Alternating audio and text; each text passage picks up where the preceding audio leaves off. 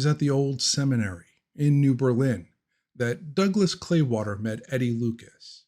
They were both pupils at this time honored institution, though occupying very different stations in life. Despite the fact that they had been born and reared within 12 miles of each other, they had never laid eyes on one another until, well, one dark afternoon in the Natural History Museum on the top floor of the seminary building. Both had gotten to the school a day before term opened, traveling by different routes. It was as if fate had sent them on one of her inscrutable errands. Both, after making the necessary arrangements with the secretary, had been assigned to rooms, had taken a stroll under the grand old maples and pines that completely embowered the campus. Walking in opposite directions, they had seen one another from a distance, each without a quickening interest. Then a September shower set in, cold and blowy, hurling down yellow leaves on the path. Distant thunder rumbled. Jack's Mountain grew purple-black. There were a few patches of silver in the sky. Nettie was the first to get indoors. She made a pretty figure clad in a clinging black dress, running before the storm. She ran upstairs and was in her room before Douglas had entered the building. He paused for a minute in the hallway, reading the school announcements, which were tacked on a board on the wall. On a small slip of paper was written in neat, old-style script, Natural History Museum, top floor. Douglas, who was a studious turn of mind, rejoiced when he read this. It would be an ideal place to spend the time that intervened until the lamps were lit and supper was ready. He recalled that his father had mentioned the existence of such a museum as one of the attractions of the academy. It had inclined him to his decision to matriculate, although he knew he would be isolated there by caste and race. Why his father was determined to send him to New Berlin when there were so many more fashionable institutions was a total enigma to him. Perhaps he feared the boy might have temptations or acquire extravagant habits at the great New England preparatory schools. The elder Claywater was a typical Scots-Irishman of the old-fashioned type. He had strong views on every subject and so on. Douglas climbed the 3 flights of stairs to the museum, leaning heavily on the walnut balustrades as he was in a thoughtful mood. The paint-faded walnut door was shut, but a key stuck in it. Evidently, it had just been opened for the semester. The young man entered the vast room. It was a low ceiling, but occupied almost the entire top floor. The many windows were sloping, and they were in the mansard roof and commanded splendid views of the surrounding country. The sky was sun-silvered as the storm had ceased. The museum had a peculiar, musty, medicated odor, almost like stale pepper. It was close and needed ventilation. In long rows were the tall cases made of white pine, painted white with dusty glass lights.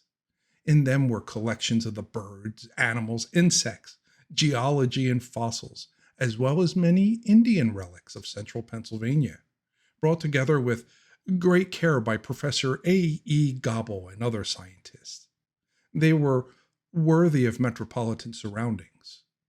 Almost the first object which greeted the young student's eye was the stuffed effigy of the famous Dorman panther.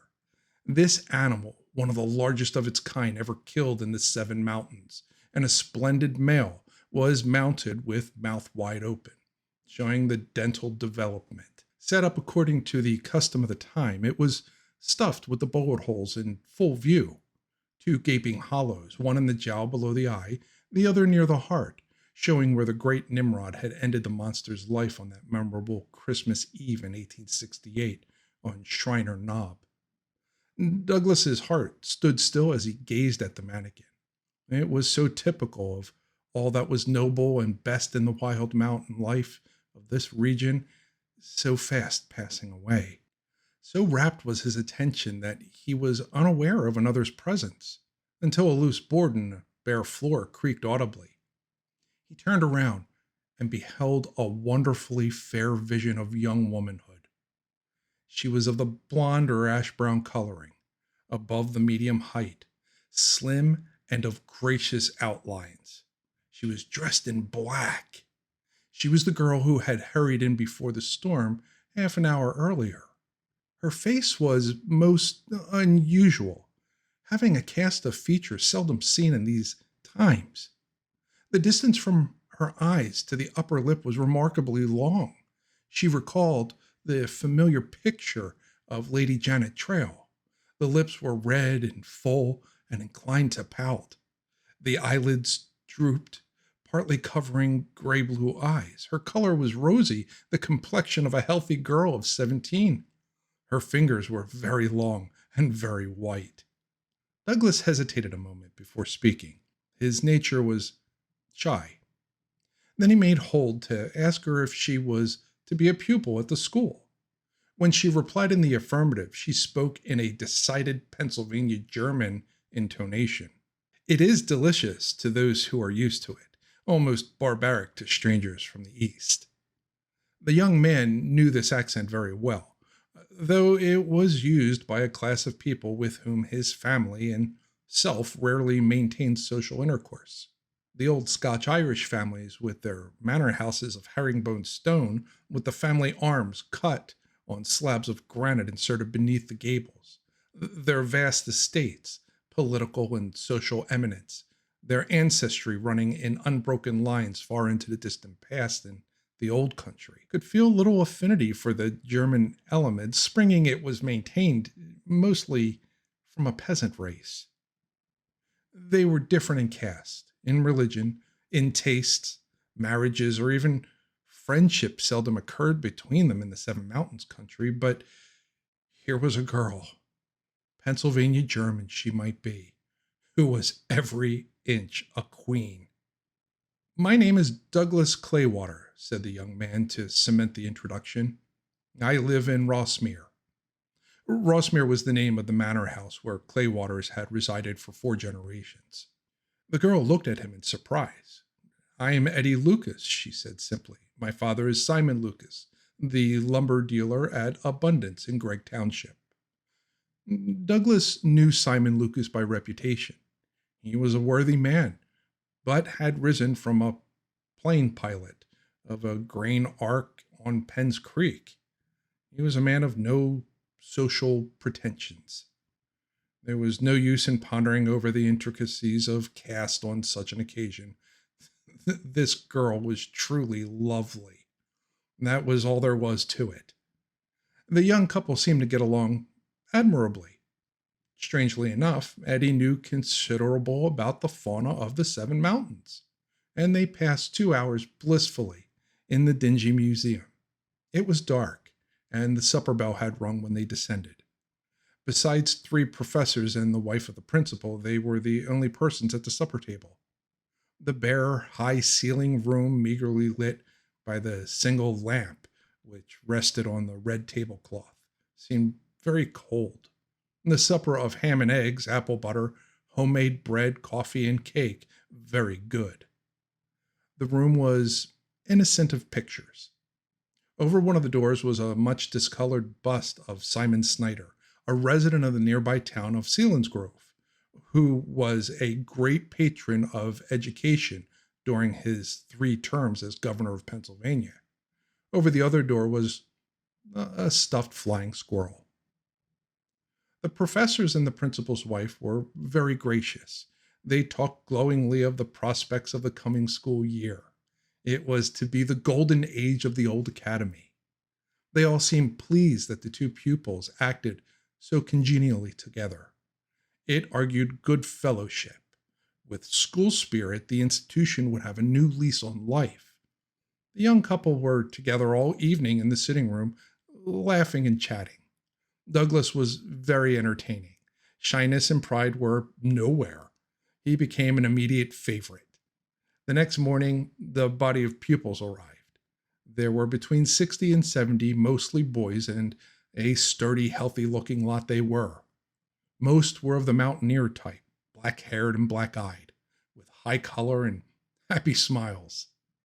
Douglas, despite his wealth and station, mingled freely with all but kept his eye on Eddie. As for her, she seemed to have interest for no one else.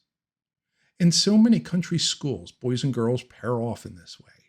In many cases, marriage results when school days are completed.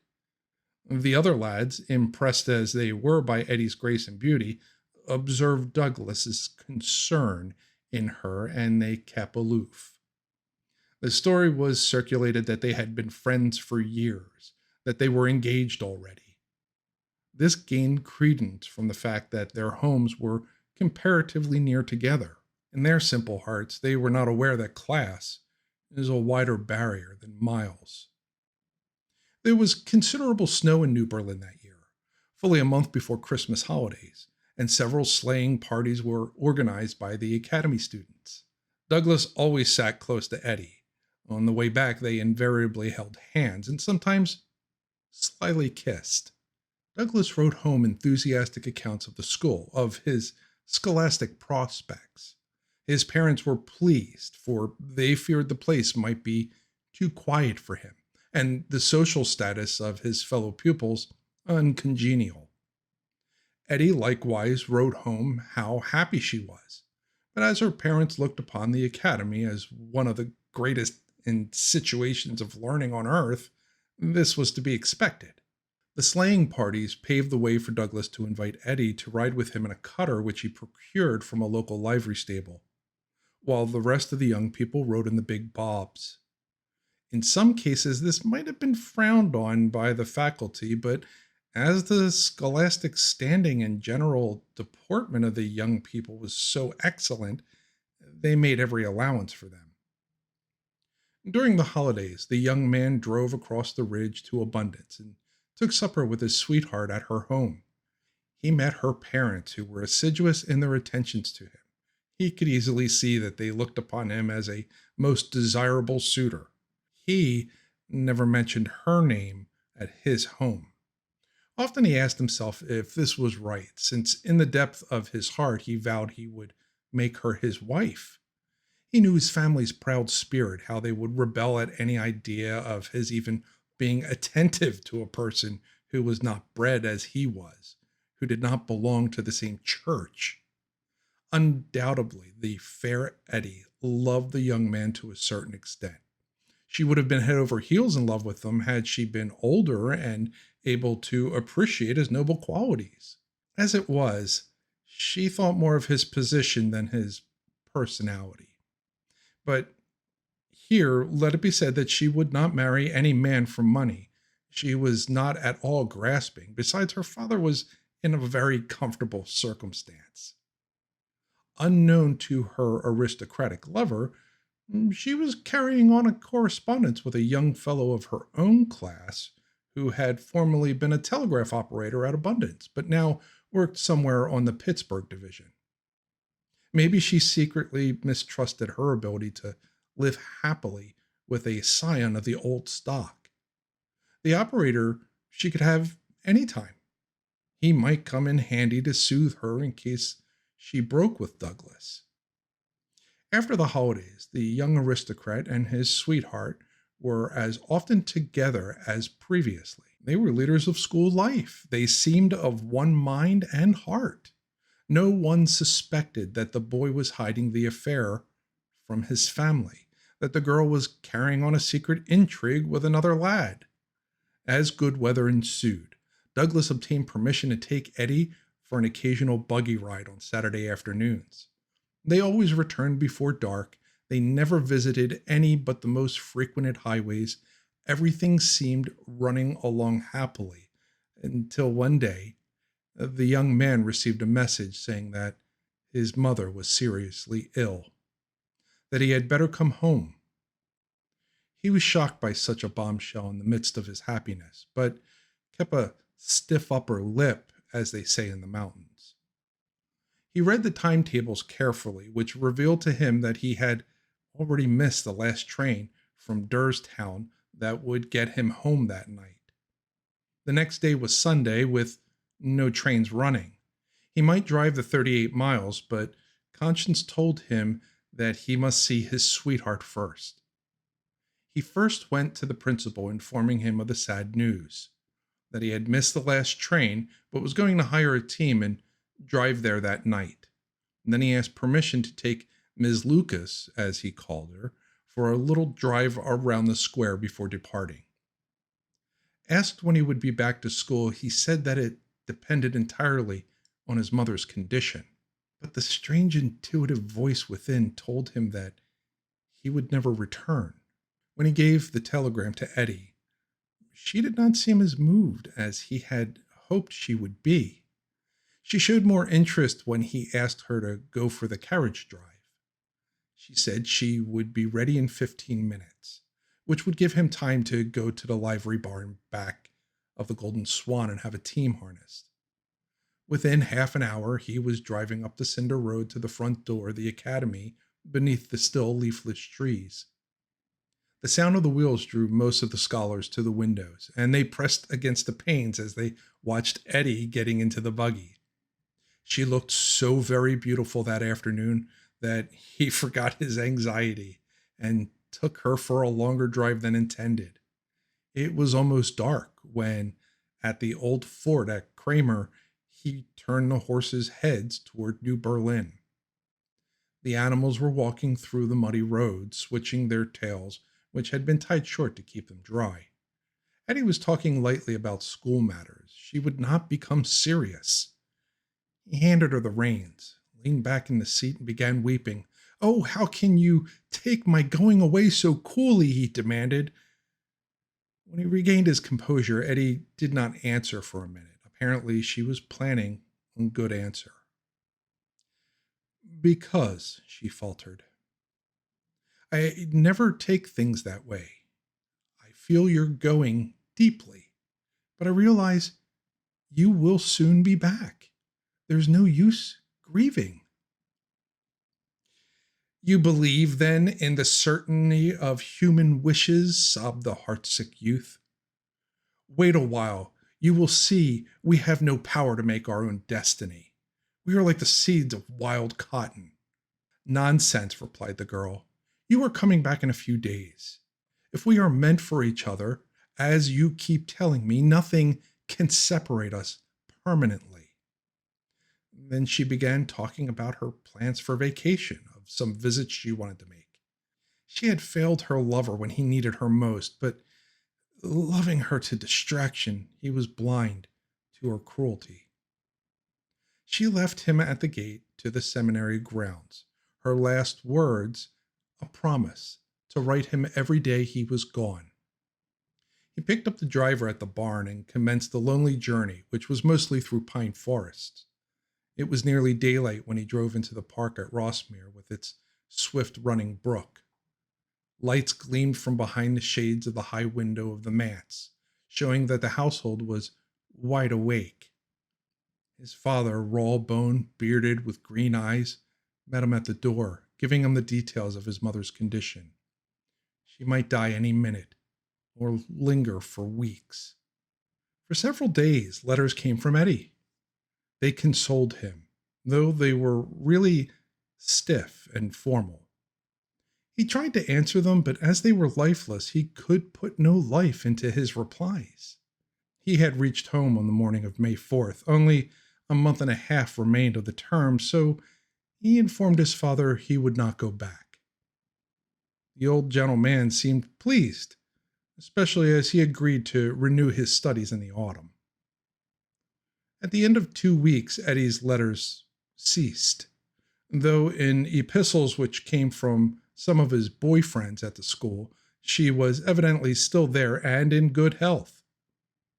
They urged him to come to the school for commencement day, and devoured as he was with love for the false girl, he foolishly decided to go.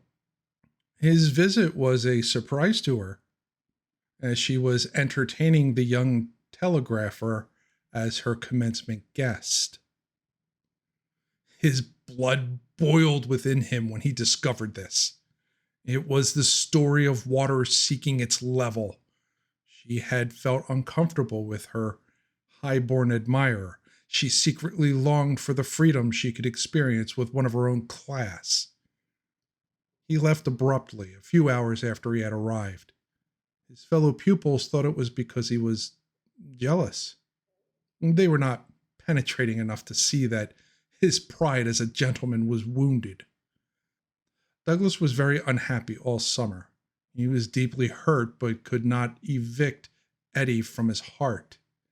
He dreamed of her every night. He saw her image in every dark nook and corner in the woods. In the fall, as his mother was somewhat improved, he entered a preparatory school in Germantown, near Philadelphia. When he came home at Christmas, he learned that his former sweetheart had eloped from New Berlin with the telegrapher. They had located somewhere in West Virginia. She was now physically out of his life, but he could not exorcise her psychically. With all her cruelty, her base deceptions, he found that he still loved her. His dreams and visions continued. He vowed that he would never marry anyone else. Outwardly, he was bright and cheerful, but in secret, his soul burned and twisted in misery. At the end of the school year, he returned home permanently and took up the management of the 2,000-acre farm as assistant to his father. He attended to his work well. He rarely took a vacation. He never noticed any women. He hated to see women, as in every one he saw was reflected the features of Eddie, who was not for him. As he was good-looking and winning, people wondered why he should be such a recluse. As fate does things, his father died first. The mother, overcome by the bereavement, passed away in 12 months. Douglas Claywater, last of his race, became the master of Rossmere. When he was 30, he yielded to his loneliness and married. His bride was Dora McClanahan, daughter of a wealthy landowner in Huntingdon County. She was straight-laced, older than himself, but a member of the same proud caste. Physically, she was anything but good-looking. There was general rejoicing among the old stock, whose very clannishness was causing their own disappearance. Their unwritten law was that they must marry among themselves. Many remained single rather than marry outside. There were not enough eligibles to go around. The young bridegroom took his sedate spouse to the old manor house, which had been built in the Gregorian style of architecture during the first decade of the last century. True to the Irish custom, a swift brook flowed through the grounds, terminating in an ice pond, which had suggested the word mere in the naming of the manse. Ross was a family name of which the Claywaters were very proud. Many large white pines, stag-topped and decaying, grew in the park. There were some weeping willows along the brook. A few aged boxwoods and arborvitaes huddled about the side of the house, which faced the road, giving out strong odors reminiscent of cemeteries. In the flower beds, summer cypress, foxglove, cosmos, and hollyhocks flourished. The house, built of limestone, plastered and whitewashed outside, was a melancholy-looking pile. Inside it was stiffly furnished with tall walnut sets, some badly painted ancestral portraits hung on the walls. On the first landing of the winding staircase, which was of no mean proportions, stood a high clock brought from Ireland in 1798. Above it hung the antlers of the last elk killed in the Seven Mountains, which had been shot by Douglas's grandfather. The barns and several small cottages for retainers were the only buildings in sight. Beyond the road was a bleak limestone hill used for pasture, cropped short save for mullein and milkweed. Back of the house, on the side of the main entrance, loomed the Seven Mountains, crowned by the culminating dome of Milliken's High Top. Most women would have felt lonesome coming to such a place, at least after the first novelty wore off, but not so with the dignified bride. She was so engrossed thinking about her own importance as lady of the manor that she could have felt like a queen in the Sahara. All she could talk about, think about, dream about was class, caste, birth, ancestry, superiority, exclusiveness. She could not conceive of a paradise peopled by persons not of their strict ancestral lines. One must have the blood of Robert Bruce, an aide de camp to William of Orange, and not less than two early judges of the Pennsylvania Supreme Court to be eligible to eternal bliss. Whenever Douglas was with her, he could not keep his thought from the absent Eddie. It was a horrible obsession and became all the more repugnant to him as he absorbed his wife's aristocratic ideas and realized the mean position in the earthly scale that his former love had held. When he went out riding, there was a town several miles distant. He saw Eddie's face in every woman he met. When he kept to his estate, he still imagined he saw her coming out from behind the old trees, the rocks, bushes, sheds. Literally, since the girl had camped out in his soul, he could have no peace. He was a complexly organized, hypersensitive representative of a dying race. Providence wisely pays with extinction the over-refinement of a race or individual. The gloomier and more solemn he became, the better his wife was suited. She perhaps liked men of the mold of John Knox or Edward Irving. If so, the moodier he became, the more his nature conformed with her ideal. But he felt he must have some relaxation. He had been married a year, and since the brief honeymoon had been nowhere, there was a great fair at the county seat in October. It would make a nice drive for his wife and self.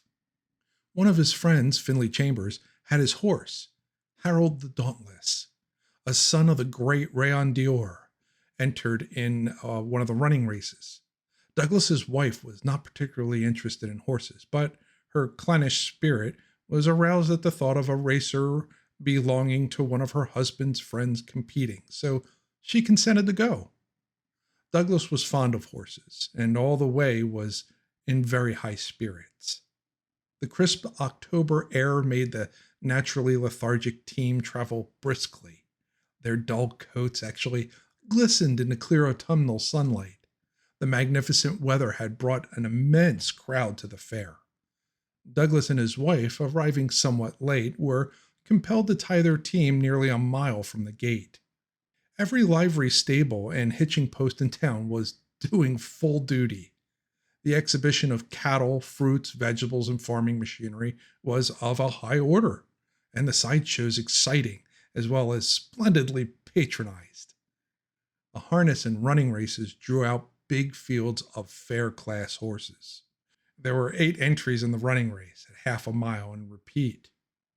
Douglas's wife, being stout, was not fond of walking, so most of the afternoon was spent on the grandstand. Just before the running of the race was called, the young husband asked permission to visit the stables and take a look at his friend's horse. As it was several years before the time of automobiles, there was a vast concourse about the animals, so that Douglas had considerable trouble in elbowing to where Harold the Dauntless was being saddled. The animal was a big, slashing chestnut, a 5-year-old entire horse, and just as Douglas arrived, the small colored rider wearing the green shirt with orange cap was being hoisted into the saddle by owner Chambers. Douglas shook his friend warmly by the hand and wished him good luck. Then he followed the horse to the gate and patted his flank as he bounded through to the hard dirt course. The 2 young men walked together in the direction of the stand, chatting amiably. Somewhere on the lawn, Douglas felt a pressure, as if a person had brushed against him. He looked around, seeing the tall, slim figure dressed all in black of Eddie Lucas. Their eyes met. For a moment he was undecided and took a step or two further with his friend. Then he stopped, saying he wanted to go back to see someone, that he would meet him later on the stand. He turned and hurried in the direction in which the girl had disappeared through the crowd. He looked in every direction, was actually rude in the way in which he jostled men, women, children, but she was nowhere to be found. The grounds were not so big that such a well-groomed figure could hide herself completely, so he moved hither and thither for fully 10 minutes. When he at length, white as a sheet, with heart palpitating, gave up the search, Harold the Dauntless, winner of the heat, was being led through the gate. He thought of his wife on the stand, how she must wonder at the cause of his long absence, but he could not go back just yet. Earlier in the afternoon, he had seen a business partner of Eddie's father, who also lived at Abundance. He would seek out this man and learn where the girl was. He hated to humiliate himself to do so, as it was well known that he had a wife, but passion got the better of prudence, conscience. He had some difficulty in locating this man, Luther Geiss. The lumberman was glad to see him, and they both expressed pleasure at the victory of Harold the Dauntless, hoping that he would win the next heat. As quickly as politeness permitted, he asked him if he had seen Eddie Lucas. The fat lumberman looked at him in mild surprise. Then he replied, saying that the girl had not been home for a year, that she was hardly expected that winter. "I was sure I saw her here a few minutes ago," gasped the young man. "You must be mistaken," replied Geiss, beginning anew the munching of his cigar. The constant ghost of his life had come again, this time to mar his happy afternoon at the fair. He almost ran back to the stand, and bounded up the rickety steps and rejoined his wife. Just as he did so, the crowd was yelling as Harold the Dauntless led his field under the wire in the second heat. "My, but you look pale. What ails you?" said the wife, with tones of unusual concern. Douglas was at first prompted to say, "Oh, nothing," but on second thought replied that he had eaten an oyster sandwich, which had made him very ill. "You must be more careful in the future," said the wife gently. But what care could the young man exercise to rid his spirit of its awful possession? He tried to be agreeable and interested, but his mind was full of strange memories and forebodings. During the most thrilling finishes, he kept thinking of that late afternoon in the old museum at New Berlin, of the silvery light coming through the sloping panels, of the musty cases filled with the effigies of the wildlife of the Seven Mountains, of the unconventional beginnings of his romance with the fair, false girl. Then his pride of race rose uppermost. Dreams of his ancestors who ruled Donegal, who fought and bled at the Boyne, who graced the Supreme Court of Pennsylvania, the Senate of the United States. All this was his punishment for loving outside of his caste, the first who had done so in 500 years. He was now married within the fold. Ought not the penalty be ended now? When he was distressed, his wife had tried to comfort him. He should be grateful. But at his shoulder came a queer thrill. The spiritual presence of the German girl. Of what a warfare his soul had become the battleground. Nature striving to overcome caste. The human victim dwindling in the struggle. Beads of perspiration stood out on his brow. His eyes were glassy. His wife looked at him with compassion. "Douglas, you poor boy," she said soothingly. "You look more like a person who has seen a ghost, the one who ate a stale sandwich. I think we had better be starting home." And that is the story of the ghost by Henry Shoemaker. If you like today's podcast story of Henry Shoemaker, who tried to pass this off as legitimate history of the Union Seminary, now called Albright College, and would like to hear more stories like this, well, let me know by clicking the like button and leaving some comments down of what you think. Click the subscribe for more Odd to See and Odd to Hear stories of who we once were, or feel free to just peruse the channel videos. If you would like to help support a creator, please jump out to my Patreon, PayPal, or Buy Me a Coffee sites listed below in the description.